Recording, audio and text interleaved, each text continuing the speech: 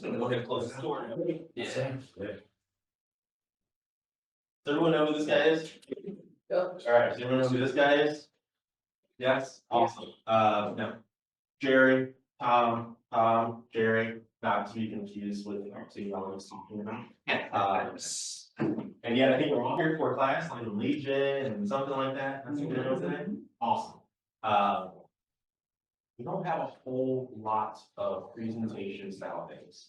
It's not really a mastermind, it's more so get you into here, get you ready, get you in position to actually accomplish whatever goal you set for the year.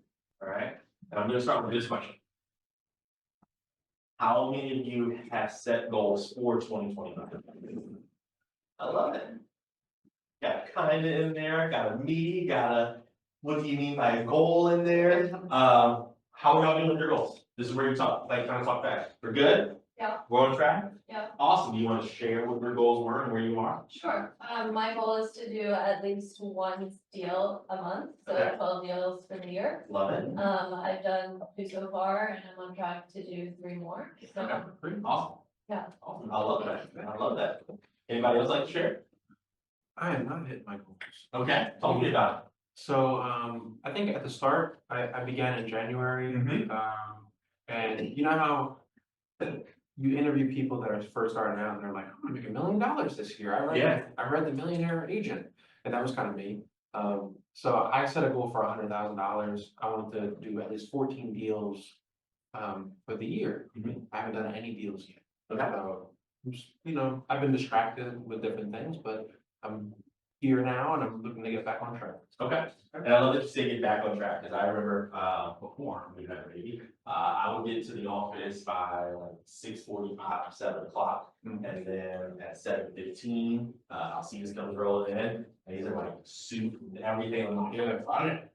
Yeah, they're like, hey, where's our seats? So now we're getting back on track. Yeah. Love it. Anybody else care to share? I just had my goals like 2 weeks ago. Yeah. So last week I was kind of doing the getting used to talking to people about real estate. I was talking to like when I went to the bank or when I went to pick up a package and like giving them my business card. So just getting comfortable with having that conversation of like, I'm a realtor, holler at me if you need me. And then just kind of looking at like my family members and connections I already have and having those conversations. And then I posted on TikTok too, so that they can hold me accountable. And my cousin's been checking in with me. And so she's just like, how many people are you talking to today? I was like, including you, 20, but we're getting there. I So, love that. yeah. I love that. I understand like today is all about lead generation, and yet I think there are some things that goes along with lead generation. One of those being accountability, right? We probably all wake up and say we're going to lead gen. We all wake up and say, I'm going to do this. And then something else happens. We get a phone call, we get a text, we check email. A transaction seems to be going haywire, even though it's not supposed to close for another couple of days. For some reason, it is a major priority in our minds that day. And we start working on something else, and the legion that we were supposed to do, or what we had planned to do, ends up not getting done. And then we erase it from our calendar, maybe not physically, and yet it gets erased from that day. And then we're like, all right, I'm gonna do it again tomorrow, but we never replace that. Right, so accountability is huge. How many people here actually have a good, solid accountability partner? Someone that you are talking to frequently about what you're supposed to do every day. We have one. All right, so let's all write that down. Get an accountability partner. Right? By the end of this week, you should have an accountability partner by the end of the week. And when I say accountability partner, I mean someone who's not going to take any crap from you. Someone who is literally going to call you out on your stuff. I'm going to share what my old accountability partner used to do with me, and I now do with some of my coaching clients. I had to write a check, and I was really broke, so my checks weren't large. I still had to write it. I had to write a check every Monday for $25. I had to make that check out to a specific organization that I absolutely hated and did not support. I had to turn that check in to my accountability partner. And on Friday, if my goals had not been hit, I got to go with my accountability partner, mail that check off. Say that with a smile because I hated it. Now, I will tell you this, I only missed my goals one time when that happened. Because internally, I felt horrible. Why is my money going here? I don't have that much money anyway. We never missed a goal after that. Right, a good accountability partner, they're going to call you out. Maybe say, hey, Leah, remember you told me you were gonna do this week, how'd that go? You didn't do it. What kept you from doing it? Why are you being so lazy? I like to call people out, it's fun, it's part of my job as well, literally what I think to do. So accountability partners is massive for you. How many of you have set goals inside of either command and or clarity now? All right. How many of you have no idea what clarity now is? Love it. Perfect. All right. That's why Tom's here. That's why I'm here. Okay. We're going to get to clarity now here in just a moment. I'm actually going to let Tom kind of walk you through that before we jump into the lead gen piece. Because at the end of the day, we need to have plans for lead generation. It's not literally, it's not, okay, I'm going to lead gen this week and I'm going to lead gen for 3 hours a day. That sounds all wonderful, and that's not an actual plan. Like, I want to say this nicely. Yeah, I don't care if on your calendar it says lead generation 8 to 11. That means absolutely nothing to me. I should be able to look at your calendar, your rainmaker should be able to look at your calendar and be able to tell you exactly how much money you will be making based off of the activities that's there. Right? You know how many people you talk to every day, if you know what your conversion rate is from contacts to contracts, contacts to closings. Who are the people that I'm meeting with every single day? Where am I going? What dog park am I going to? Whose baby in my bar so I can walk around the street and get people to say hi to me so I can give them a business card? I never did that. I did use people's dogs. That worked really well. Oh, lead gen tactic for you. All right, so let's jump into numbers quickly with Tom on clarity now, and then we'll come back and go through some of these books here. All right, cool. So let's do some clarity now. First, we're gonna go to where you can get it. So is it just 2 of you that have not done anything with clarity now? So, oh yeah, actually no, hasn't either. So, okay, everyone else knows where to find. Okay, cool. So right here on our dashboard where you can get everything, if you go to coaching, you can go to sign up for clarity now. So Frank, being the awesome leader and CEO that he is, paid for the whole brokerage to have full access to this, completely free. So once you get up here, we're gonna go to set up an account. Everybody say thank you, Frank. Thanks, Frank. Frank. Okay, and then you're just gonna do your registration, all that good stuff. As you can see, the discount is applied, right? Okay, and then it will take you. Oh, here we go. So once you have your account, you're gonna go to the dashboard, and then this is what it's gonna look like, right? So what we're gonna focus on right now is the business planning aspect of it. So really what Clarity Now is used for is to keep you accountable, right? You're putting in your goal, it's gonna tell you where you need to be each quarter, and you can follow it. Hold yourself accountable, right? Okay, so first part of the business planning is business information, okay? So I need a volunteer. All right, that's new, love it. Okay, so this is pretty straightforward stuff. So how many days on average does it take in your market to go from contract accepted to contract close? 90. 90. Okay. Now, if you don't know these exact numbers, you can go to this little question mark here, and it'll give you about like an average what's going on in the market right now. You can always use that to apply to it. All right, so let's move forward. Ramp up period. How many days on average does it take to go from listing agreement signed to day 1 on the market? That's about right, 10. 10? Okay. And then what's your average days on market? 120. Okay.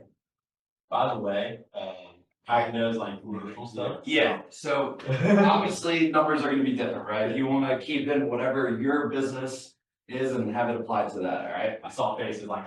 Yeah. Thank you. I saw. Terrible. Okay, so that's just the first part of the business planning, right? Your business information. So we're gonna go submit. Does anyone have any questions on that? Pretty straightforward, right? Easy? Okay, cool. So now let's go to economic model. Alright, so you make sure you want 2025. I'm gonna edit this because we've already done this.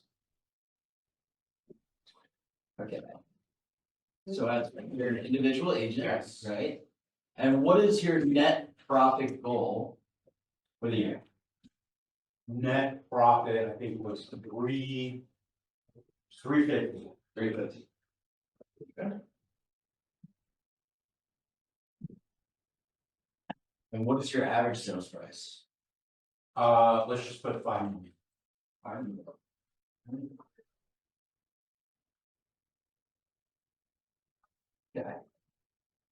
Modest price point. That's expensive. A modest price. That's 3, that's 3%. Alright, so it'll show your average commission down here is 150,000. Sound about right? Yeah. Cool. Alright, so like I said, pretty straightforward. So we're gonna go into the listing information. So it's gonna take both sides of your business, right? Listing, buyers. Alright, what percentage of listing appointments that you go on will you get signed? Let's say 20. 20? Yeah. Okay. And then listings taken to close. I mean, it's higher, so it's like probably 75%. And then what percentage of your business is from listings? 35%? 35? Okay. Alright, now we're gonna do the same thing, but for the buyer side. Okay. So same question, what percentage of buyer appointments that you will go on will you get signed? That's a higher number, that's like 90%. 90? Yeah, Okay. And then buyers taking a close. that one's higher also too, I would think that's like 80. 80? Yeah. Okay. Cool. And then since we put 35, it just calculates it for you, like $6. Okay, so now we're gonna get into your annual expenses. And that all makes sense, right, guys? Cool.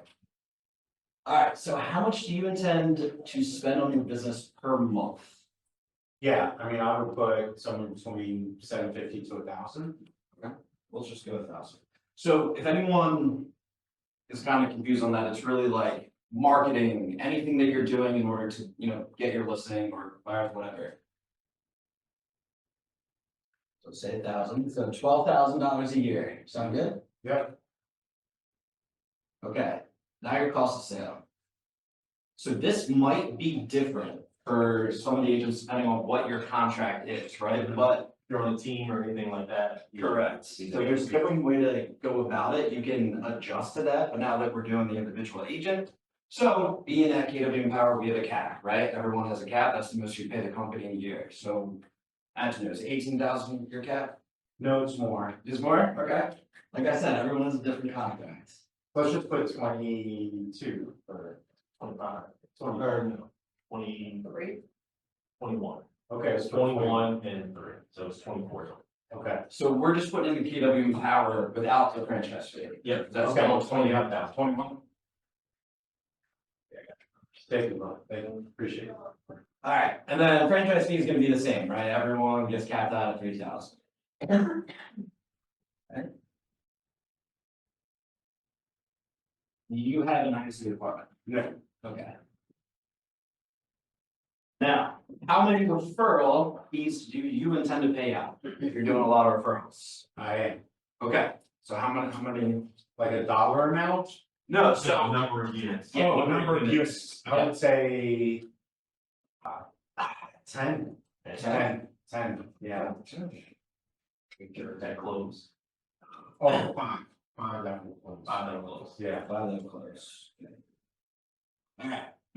Now, do you pay 25% or higher or? Yeah, let's just put 25% for now. Okay. Yeah. So that's usually the standard, if anyone hasn't done a referral. Alright, now this might be different for everyone as well, so let's see, how much do you pay on transaction fee to an admin each close listing? Just keep it that, that's Keep it fine. that, okay. And then the same thing for buyers. Okay. Closing. Seasonality. Okay. So typically in the Philadelphia market, real estate market, this is how it looks, right? Q1, that's gonna be, January, March, you're just coming off the holidays, you're just getting started, typically a little bit slower, right? Once you get into April, June, and then all the way to September, right, you got that summer market, spring market, all in there into the fall market. So that's gonna be usually the majority of your business, right? That is the busy season for realtors. So we have 20% in Q1, 30% in Q2, another 30 in Q3, and then 20% in Q4. So 60% of your business is gonna come from Q2 and Q3, 40 coming from Q1 and Q2, or Q4, sorry. So we just go ahead and submit that. And then this is gonna show the breakdown of your economic model, all right? So we have the 350,000 net profit, right? So your total closed sales volume, in order to get to that number, is gonna have to be 20 million. So your total production that you're gonna have to get to is gonna be $20 million in 2025 to hit your goal. All right? Company GCI is gonna be 575,480, right? Closed units 4, cost of sale 213,480. And then it'll break down the percentage here, right? And then gross profit, taking away those expenses, all gets you to that same number of 350, right? Gotcha. Now here's where this is most useful in my opinion. Right here in the quarterly listing goals and the buy goals, right? So it shows you right now, right? In Q1, you're gonna have to go on one listing appointment. Listing taking pretty much the same down here. Now it's gonna be different for you guys, right? His business is different. So it's gonna show that you just need the one in total. You get to that with 100%. Okay. And then the same thing down here, right? A little different buyer staking formula, right? Because it's breaking down the percentage of your business, right? Most of your business is coming from the buyers. Buyers, yeah. Exactly. So when you're going quarter to quarter, you know exactly where you need to be as far as your appointment goals, right? And what needs to be taken. Does that make sense? Ken, I have a question though. Yeah. Like, let's say Q1, Q2, do you adjust them like as you go throughout the year? You do. Yeah. Yes. You do. So Okay. when we go into transactions, right, you're gonna put in your transaction, and then that's gonna show you on golden gap right here, that's like where you are in your progress report, right? Okay. So we'll get to that. Also, really quickly, for some of you, it might be the first page, for some of you, it might be the second page, there's something that you have on the document called a 411. I highly recommend that you are using a 411. If you are, that is also a spot that you get the opportunity to adjust what your metrics are. Okay, so you have right now it's gonna say your annual goal. We're gonna change that when we jump into Legion. It's gonna be a year, it's not gonna be a full year. It's a 12-week year is one of the things that we're gonna talk about today. So you'll have that piece, you'll have your monthly goal, and then you will have your weekly goal. Alright, so as you put in your goals, what you're going to do, what are the activities for this week? If you say I'm hosting 3 appointments this week and you only host 2, then that next week you now will up that to 4 appointments. So your activities get to change in order to have those 4 appointments. So you will always be updating what your numbers are in order to keep you on track. Alright. Alright, cool. So now we're gonna go to the quarter closing goals, right? So in Q1, you need 1 closing for $4 million, right? This is gonna be your GCI here. Q2, 1 for 6 million, same thing in Q3, same thing in Q4 for Q1, right? That brings you to that total of 20 million, and then that to your GCI, right? Which is gonna be different than the net profit, right? So if you are going through your business, right, you're going through each quarter and you're not doing $4 million in Q1, you know you're behind, right? If you're doing more than 4, you know you're ahead of pace, right? You are on track, even more so to get to your goal. So it's important to pay attention to these numbers because it breaks it down and makes it more simple, right? Instead of just having a year-long goal where it's, oh, I need to get to 20 million, but if it's not broken down, it makes it a little harder, right? Yeah. This is where clarity now really comes into effect, right? I think this is the most important part, this economic model. All right, does anyone have any questions on the economic model? Makes sense, right? Easy stuff, cool. So now we can go into budget model. Now, this is all pretty much up to you if you want to do it. What it does is you are essentially creating a P&L for your business, but you can tie into like your personal expenses as well, right? So just for your overall financials, this is a good way to break it down. So just to give you an example of some of the expenses that we already put in here, whatever you're paying for health insurance, if you have a car payment, anything like that, it can be tied into your business, so you know where you are with your finances in general, right? Not just your business.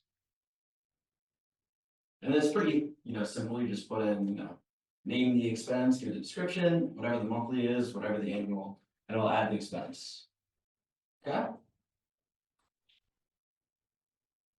Now the lead gen model is, again, option if you want to do it. Now I like it, I know Jerry, you like using this, right? I do like the lead gen model, however, we're going to kind of bypass this one. Yeah, We'll still do what we were doing on our spreadsheets. Six spreadsheets on our papers. Mhm. Yeah, we're gonna have fun with lead gen. How many of you think lead generation is boring? Depends on what you did. I love that. Yeah, It's kind of good, right? How many of you think that the normal stuff that we hear all the time about lead generation is boring? Like, what is lead, when you think about lead gen, what's the first things that come to your mind? Cold call. Cold Cold calls, calls. yep, what else? Open house. Open houses, what else? Door knocking. Door knocking, you know what I'm, I love door knocking. What else? Mailers, social media, Your sphere. your spheres, I love that. Pick up the phone. I will say, yes, you get to pick up the phone, right? How many of you know, like, do you know what the conversion rates are kind of for contact to close? When you look at your, like, cold calling, when you look at referrals, things of that nature? Y'all know those numbers? No? What do you think it is with cold calling? Contacts to close. Well. Yes, and if you were to give a number to that, 20%, you said 20%? Yeah. I wish. I would say like 10. Like 10? Yeah, that would be wonderful. All right? Yeah, 5%? Yeah. Even higher than the actual number itself. So here's the thing, when you're looking at just straight cold calling for lead generation, the average contacts to close is 0.4 to 1%. 0.4 to 1%. Not that it can't be done, it can be done, it does take a little bit longer. All right, now, when we think about just referrals that we get from people, warm leads from other people, maybe even social media leads, what do we think that conversion rate looks like? I think that's cool. You think that's 20? I don't think so. You're on the right track, and not exactly. I'll give you a hint. There's 3 tiers, so we're not yet at 20%. Someone said the number earlier, I think it was you. 5? 5 to 10%. 5 to 10%. And then you got the ones that close at a much higher rate, which is your sphere, like your past clients, the people you worked with before, that now you can reach out to them and get the referrals and things of that nature that will close much, much better. Where do we think that falls? 20?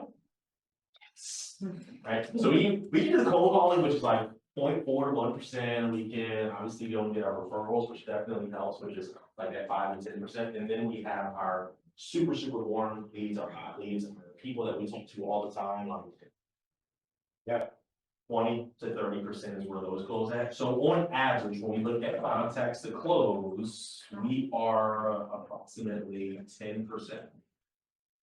What do you think our database closes at? And the amount of business we should even get from our database every single year. According to national averages, 6. I like that. It's actually higher. Little bit lower, 16.4%. Not completely random, and yet 16.4% is probably where we should be. All right, so I throw those numbers out there to kind of get you thinking. When you are setting your goals, you get to ask yourself this question. Now you get to write this question down. How do I like to do business? Where do I like to get my business from? Alright, so let's answer, where do you like to get your business from? Open houses. Open houses, boom, love it, Yes. you love open houses. Networking. Networking. events. Okay, events, yeah, I'm a partier when it comes to our events, right? I would say referrals. Referrals. Referrals, okay? Now, we're shaking our heads, we're like, I like referrals are good. Are we lead generating for referrals? Are we actively going to network events and planning the type of network events that we can go to in order for us to get the leads that we desire to have? Or are we just saying, it's Monday, Tuesday, Wednesday, Thursday, Friday, and I get to wake up and lead generate, and however that happens, it just happens. I'm looking for honesty. That's me. She's like, that last one you said right there, that's me, I'm getting up, I'm gonna figure something out, whatever happens, happens. Let's be honest, how many of us are kind of, whatever happens, happens today? Yep, it's all right, we be honest. If I'm in a good, if I have a good run going, that's how I am, and then, you know, when I go to pitch, then I do other. Got it, so when you're not in a hole, you just let it kind of coast. Yeah. If you are in a Good, hole, yeah. you look for a If shovel. I got a lot going on, then I kind of coast, yeah. Yeah, that, will anybody else say that that is not how things are? I mean, I think that's pretty spot on, that's how most people are. So that's why most of us, please work. Right, that's like why most of us have a business that looks like this, where we're like, yay, I got a whole lot of money. And then here, we're like, I got a lot of debt. I got a ton of closings, right? Like, that's my house, and it's a lot of those sold. And then here, it's like, question mark. And we don't have anything else to do, and then we decide that we're going to get active again. We call it the real estate roller coaster, by the way. You're just going up and down. Hate real estate roller coasters. I'm actually not even a fan of regular roller coasters, so why would I want one in real estate, right? But that's what things kind of look like. When we talk about what are we going to do to lead generate for the rest of the year? One, I'm gonna say, let's stop looking at the year. We are in April, which means that now, in my mind, we're in our second year of 2025. Has anyone ever read the book? 12-week year. No? So Brian Rand 12-week year, here's what he says. Instead of looking at our businesses, instead of looking at our jobs, instead of looking at our lives or any goals that we set in 12-month cycles, what we do is we start breaking things down and looking at it in a 12-week cycle. We break our goals down. We reverse engineer. What is it that I'm looking to accomplish? $350,000 a year. What is that going to take? Right? $1 million in a year is like, now that might be a little bit different, right? And yet, what does it look like when we break it down to a 12-week year? I go from doing 36 transactions to doing how many transactions in my 12-week year? I don't do that super fast, but you know, let's just say it was 48, because I can do that really quickly. Now I'm at 12. Right? So now I'm planning and I'm lead generating for 12. That's my new goal, is 12. What are the activities that I get to do in order to get to 12 closings? How many open houses do I get to host? Where do I get to host these open houses? I'm not going to be the person to tell you what to do for lead generation. Like if you came today thinking I'm going to tell you what to do for lead generation, you came to the wrong class. What I am going to do is say, let's talk about lead generation. What are some of the ways that we get to lead gen? Throw it out there. All right, we got open houses. I didn't know that was going to be there. What else? Cold calling. We got cold calling. All right, how many of us are actually cold calling? All right, how many of us like cold calling? Yeah, yeah. I'm sorry. Very sad that he does. What's your name? Paulina, Polina? Yeah. So Polina talked to me because you said, I cold call. And I was like, how many like it? He's like, I don't necessarily like cold call. yeah, Yeah. well, my cold calling strategy is, especially right now, there's a lot of signs like for rent, for sale, and if it doesn't have a brokerage name on it, I call them. Okay. See, cause I'm considering that they're probably like selling or renting by owner. Okay. And I'll call them and talk to them and see if they wanna work with an agent, and 90% of the time, they're just like, no. All right. And that's why I don't like it, but 10% of the time, it does work out, and you get something out of it, so You get you something out of it. gotta do it. What do you like to do for lead generation? Right now, realistically, it's a lot of referrals that I'm kind of banking on.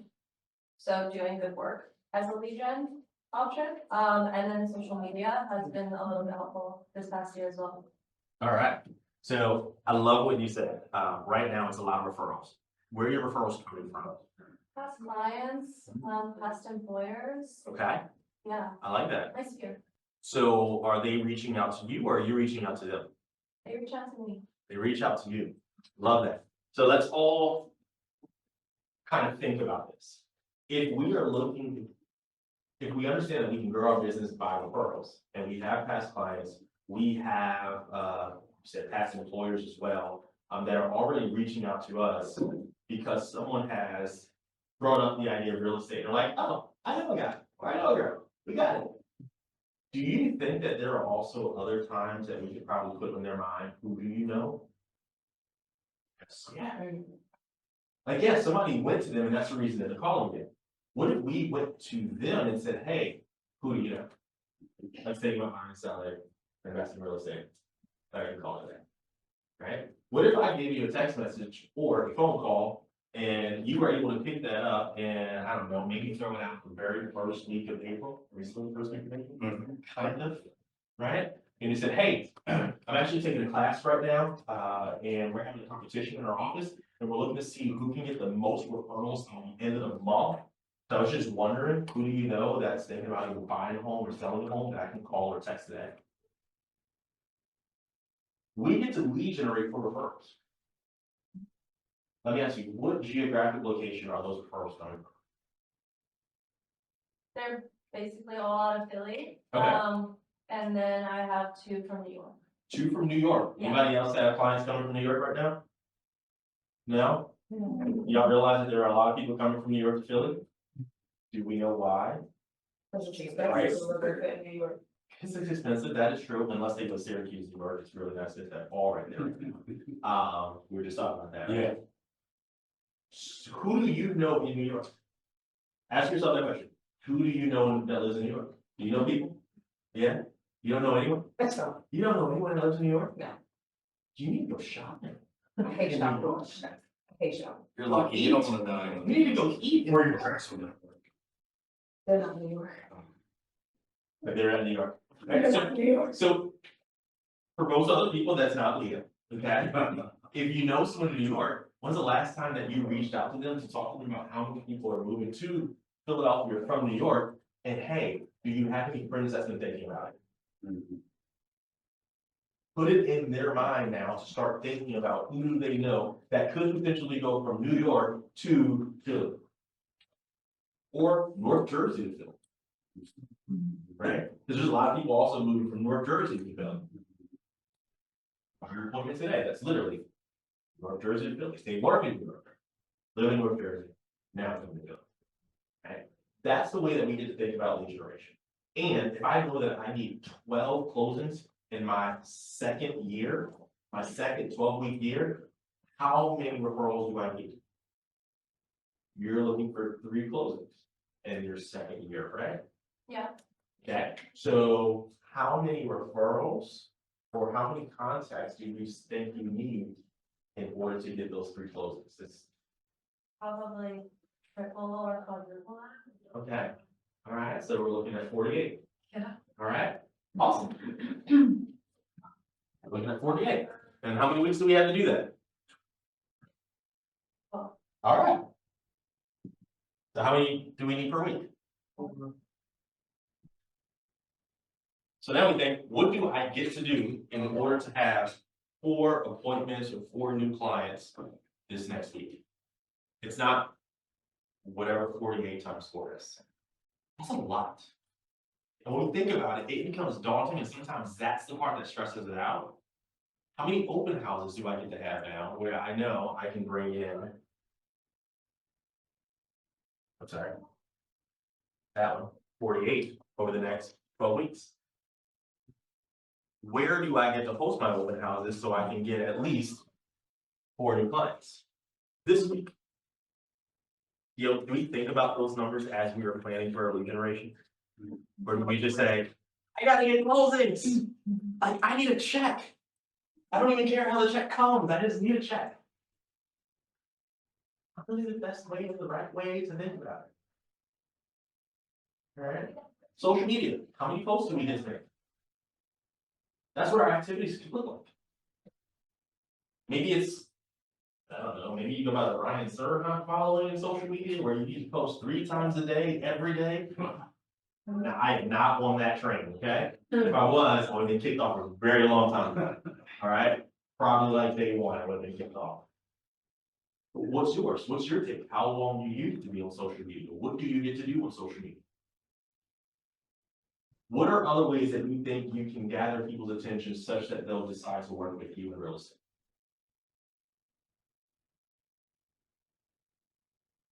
You can make content that's different. You make content what's content that's different? Like for instance, like I made a reel the other day with my camera and I made it very stylized and filmic. And I feel like it drew a lot of eyes in ways that normally it wouldn't be drawn. So That's cheating, you're a photographer.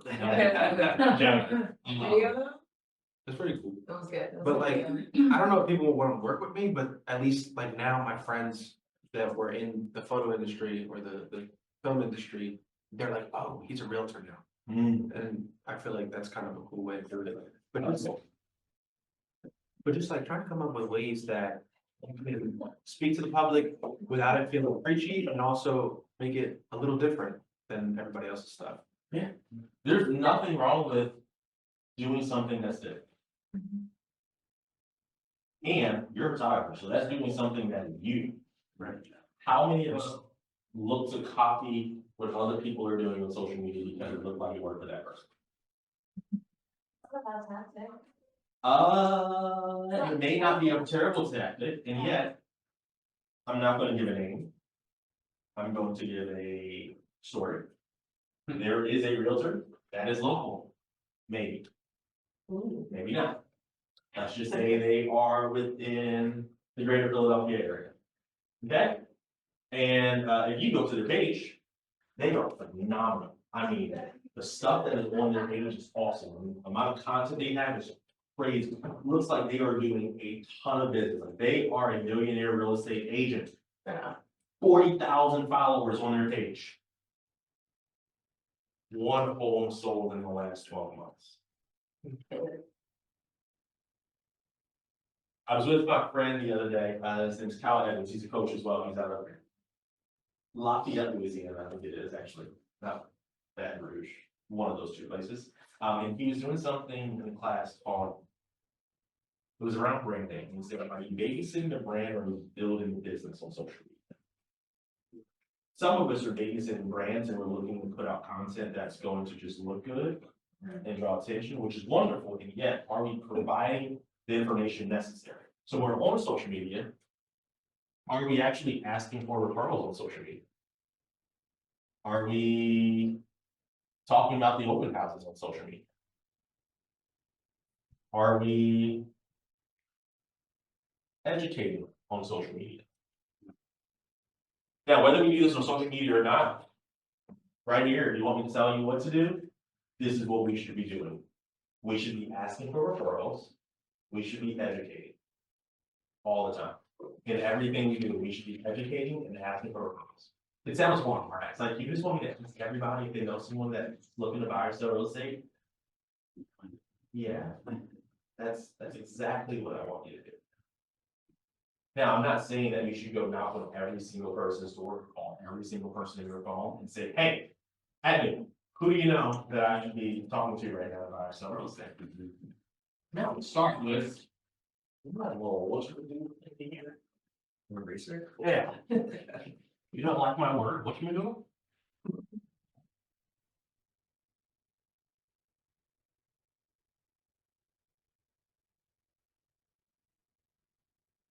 All right, who knows what that is? It's not found on road dead. The script you use when you call people. It's a script that you can use when you call people. It's for. Family, occupation, recreation, dreams. Yeah, family, occupation, recreation, and dreams. I like found on road dead. But that's not what it means in real estate. Okay? I can literally call someone and just ask them, how things were going with the family. Right? I had this script used on me so many times in the last couple of weeks. It's crazy. Seriously, like, people say, oh, he had a child. Perfect time for me to call and ask about referrals. That's literally, I know that's what's going through their mind. Some of them are coached. And they're calling and it's like, oh my gosh, I'm just going through Facebook and I saw the picture of the little one, like, how she's doing. And I'm sitting here like, oh yeah, she's doing great. It's like wonderful. Like, so how are you like holding up right now? What's life, like, what life balance going? And I know exactly where this is going, right? And I'm like, all right, you're doing a really good job with this script. That was a great transition. Right? I'm like, all right, well, hey, if you need any help with anything, or if I can help you down here, like I know we got a lot of people moving to this area from Philly right now, then you can sit home and you can still collect a check without anything else. That's their way of asking me for referrals right now. Yes, Can I ask a question? absolutely, you can. Do you give them a referral? I do get the referrals if I have them. We get to be very strategic. I will be honest, obviously you all like work in my office, so I'm not gonna call you and ask you for a referral. And yet, I'm calling KW agents in Houston all the time. I'm calling KW agents in LA all the time. I'm calling KW agents in Chicago, Sean Scott all the time. Right? I'm calling them in, the DMV area all the time. I'm calling them in New York all the time. Now, those are 5 areas that I just mentioned. Does anyone know why I mentioned those 5 areas? Because Just people as are a- trying to find areas. Yeah. 5 counties in which people are moving to Philadelphia at a high rate. So I'm strategic with people that I call to check up on. I want to know about you. I want to know how things are going, kinda. Right? Kinda. I'd be lying if I said I really cared a whole lot right now. I got my own stuff going on. Let's just be honest. That's how it is sometimes, right? And yet I can call those people and ask them for the referrals. And I get to do it in such a way where I'm asking about their family, their occupation, their recreation and dreams. Yes. Is there, and I don't know how to word this properly, so work with me, but like, people that other agents have used in the past in those markets that have been successful, my only question is if I do refer someone, I Who want are the them. good agents? Exactly, like, So is there yes. like a scale or like a rating system? So in KW Command, you can actually go to the referrals tab. You will then go to the map, and then you will go to Market Center. And under there, it will have agents. And they'll be sorted by production. Bet. So I can literally, if you go to KW Command and go to the referrals tab and go to the map, you can actually see where referrals are coming from and going the most. Right? Which cities? How many people here have purchased a ticket to go to San Antonio, August 11th through 14th? Can I tell you that that will be like one of the best investments that you can potentially make? Now, it's not gonna do anything for your 12-week year right now. What it will do is a lot for years to come. Because what it's going to allow you to do is build that face-to-face network, that face-to-face connection with agents that are in KW. They're likely producing at fairly high levels. You get to like them, they get to like you, they will annoy you, they'll send you texts and emails and stuff all the time. And yet you now have a referral partner in a different part of the country. Close the deal in Greece. Never did real estate in Greece. Didn't know anything I was doing, just happened to know an agent from Greece. Right? I think I was just talking to you and a few other people about going to the Dominican Republic. Why? Because they're Cheryl Henderson, it's my referral partner in the Dominican Republic. If you want to buy or sell in the Caribbean period, I'm probably going to send you there to go talk to Cheryl. If you're going to Dallas, I'm going to talk and send you to Patricia DeVille or Joseph Barr. Right? If you're in Houston, I'm going to send you to Michelle Chevalier, or I'm going to send you to Michelle. If you're in Louisiana, depending on where you are, I'm going to send you to Kyle Evans, or I'm going to send you to Joy. Right? Why? Because these are people that I know are producing at a high level. I've met them, I've hung out with them, we probably had lunch and dinner and drinks and things like that. We made a party while we were at one of these events together. We got a good bond. I know they do their business, they know I do good business, it works. What's going on in Houston or San Antonio? The Shea Chevalier, No, you said. the event. Yeah. Oh, San Antonio? Yeah. So that is KW Mega Agent Camp. Okay. Yeah, so you probably have somewhere between 5,000 to 10,000 agents from KW that'll be there to learn from Gary and also network. Are we recording this? Don't think so? No, I think Not sure. JP might have said. He mentioned it. Alright, he may have set it up. We may or may not be recording this, I may or may not have said this. Even if you don't buy a ticket to the event, go down to the event, get your hotel, hang out in the hallways. Mm-hmm. You will still meet a lot of people hanging out in the hallways and going to the other events. Right? Plus, some of the like top producers are not always in the classes. If they're not teaching it, sometimes they are just hanging out in the hallways and talking to each other. I rarely see Ben Kenny in a class. And yet I see Ben Kenny all the time hanging out in the hallways. And he only makes $61.4 million a year from real estate, so I think he's done something pretty good. All right, let's think of some other things that we can do to lead generate for our next 12 weeks. What else can we do to get you 4 new closings in the next 12 weeks? Something new that we haven't mentioned already? Oh, it could be something we have mentioned or haven't mentioned. This is specifically for you. We don't care about anyone else in the room right now. Yeah, Well, I think, realistically, working with the clients from New York and seeing who they know that is looking to invest in building. yeah. Cause that's what I'm helping them do. I've already helped them once last year and they came back to do something again this year, so they're probably telling their friends about it. Love it. Seeing who they know. Yeah. I love it. Have you asked them for reviews? I have, You yeah, have, awesome. You haven't asked them for referrals? I have. Not yet, got it. While we're on this topic of referrals and reviews, let me ask you, when did you ask them for a review? Right after closing. Right after closing? Yeah. Got it. Let me ask everyone, what's a great time for us to ask for reviews from our clients and or referrals from our clients? I usually do a week after, like, yay, 1 week of ownership, but in the email, then I ask for a referral. Okay, I like when I write asking for referral, opposed to asking verbally, because then I feel like I'm pushing. It's nicer coming in writing, like, I would love to help them as opposed to like, hey, you, remember me from last week? You got anybody for me? Like, I don't like feeling that. all right, I I like it. consistently check in with them throughout the transaction so that they remember.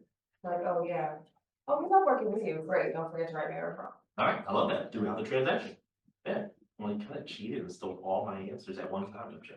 It might be a stupid question, but where do the reviews go?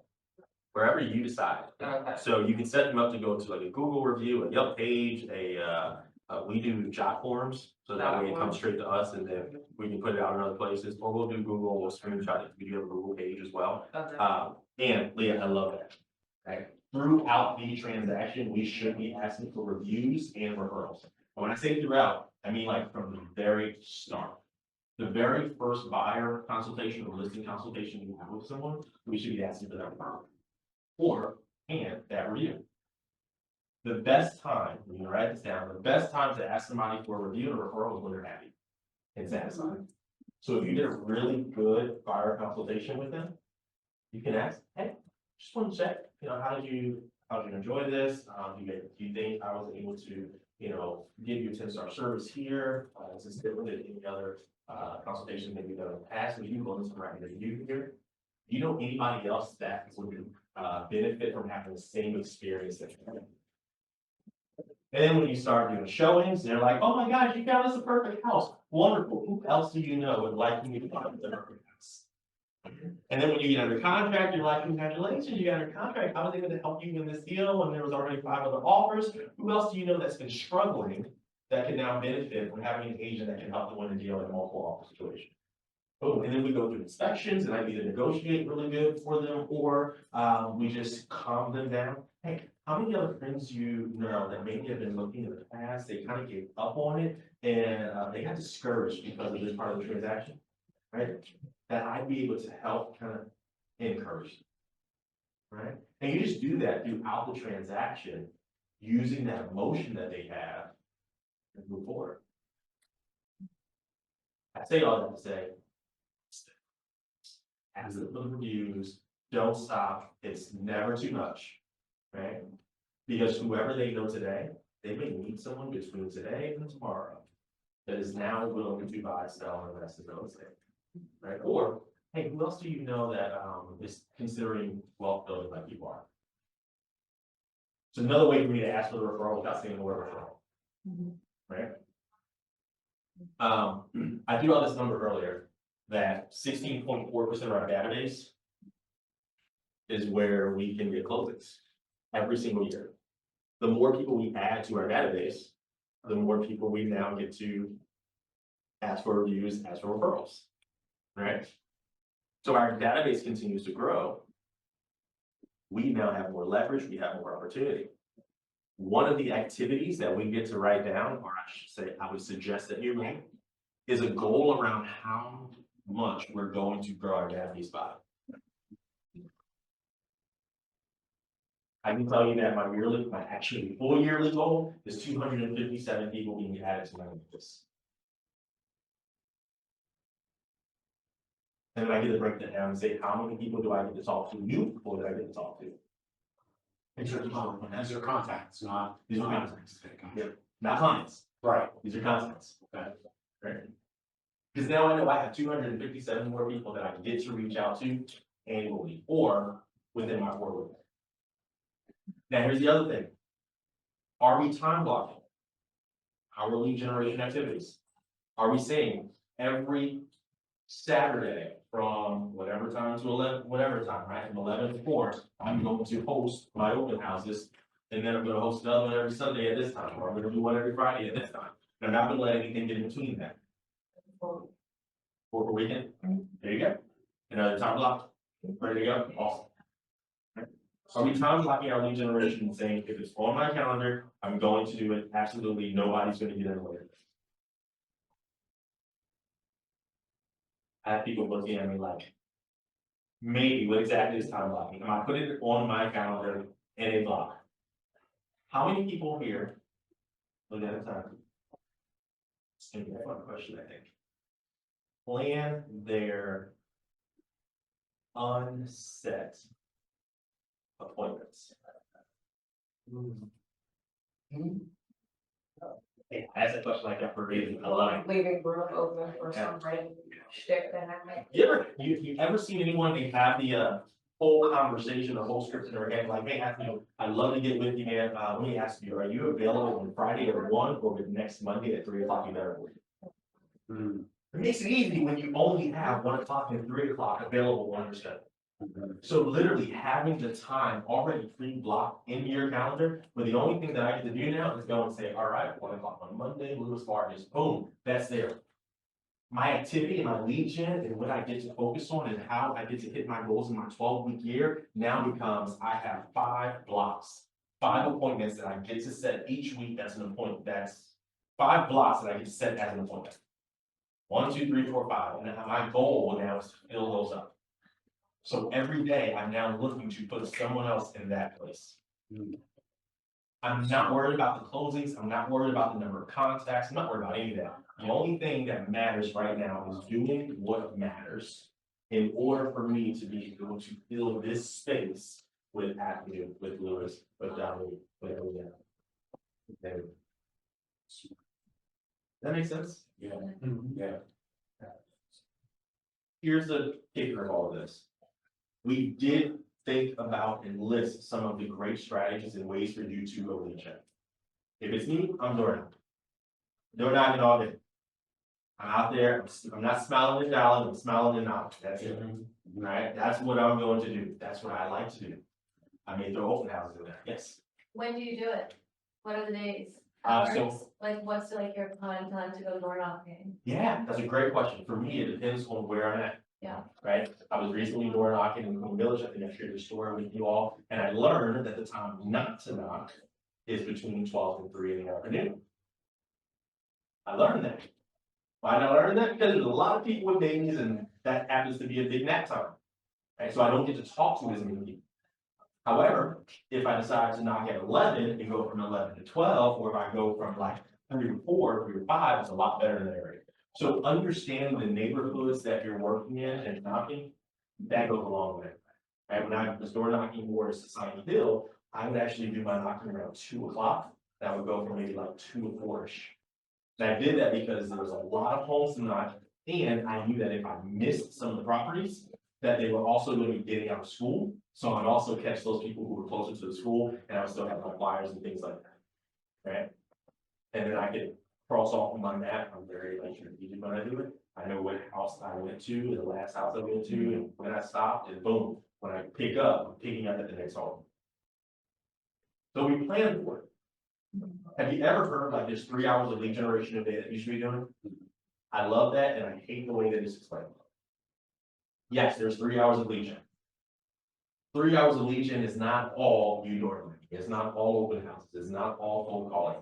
It's also your preparation time and your follow-up time mixed into those 3 hours. You may only lead generate itself for an hour and a half or 2 hours.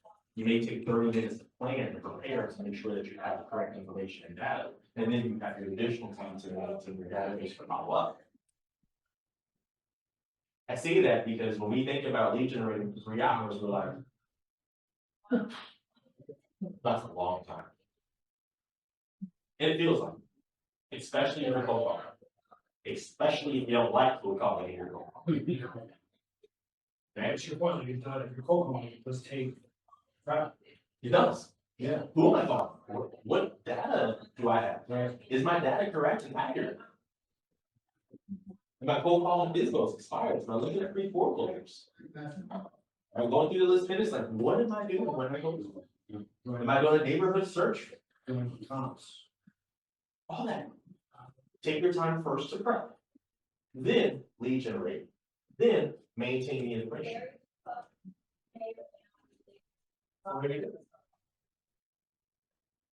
Did this help anybody at all? Yes. No, I think that clarity alone was a big help. There we go. Yes. Yeah. Who needs your, we got Don, right? We have anything to add? Well, I don't wanna hold you guys up anymore, but, if, I know we kind of breezed through clarity now, so if any of you wanna sit down and I can run through it with you. You know where I'm at, my office is right up there, you also have my information, so I'd be more than happy to sit down with you and go through it with your numbers especially. Alright? Yeah, of course. I use it. Does anybody I have started using it. this book? Shift? Okay, if you do not have this book, I recommend you get a copy of it. Right? How many of you know what Millionaire Real Estate Agent is? Yeah, you all have that book? Yes. Love that book. It's wonderful. Let me ask you, please don't take this the wrong way. How many people in here are consistently doing at least $5,000 a year in sales or more, if not in commercial real estate? Alright, and we would like to be doing it. Right? Okay, Millionaire Real Estate Agent is a great book. It's more of a mindset book. If you're not yet there. What it is, it teaches us how a millionaire real estate agent actually does their business and set their business up. What we need is strategies, we need tactics, we need to know what should I be doing on a day-to-day basis to get to that point, right? That's where this book comes in. Shift, how to build your business in a down market. Screw a down market, this is how you build your business. So if there is a down market, you don't have to worry about it. Okay, specifically, page 65, which literally goes through all of your marketing and prospecting opportunities and ways to do it. Teaches you how to come up with what we call mopers or messages for the moment, how to connect with the people that you desire to connect with through the channels that you decide to connect with them. I thought that was a call. Share. I was gonna ask, do we get a discount on the book? Maybe if you ask hard enough. You using that one? I may or may not have a couple extra copies. Sounds good. Yep. So you could potentially have free discount, right? I know that there's a class somewhere with them. We'll look around for it. I gotta get that. I do, I have a copy of. Not the Toby here, I don't have a copy of that one, but I do have a copy of the Shift, the One Thing, already. The big one, whatever we're talking about and coaching about. So it's 12 o'clock exactly. Class is technically over, and if you would like to sit in here and ask questions, you can. If you'd like to be in the hallway and ask questions, you can. We're available, we're here. If not, food's also. Who's here? Yeah.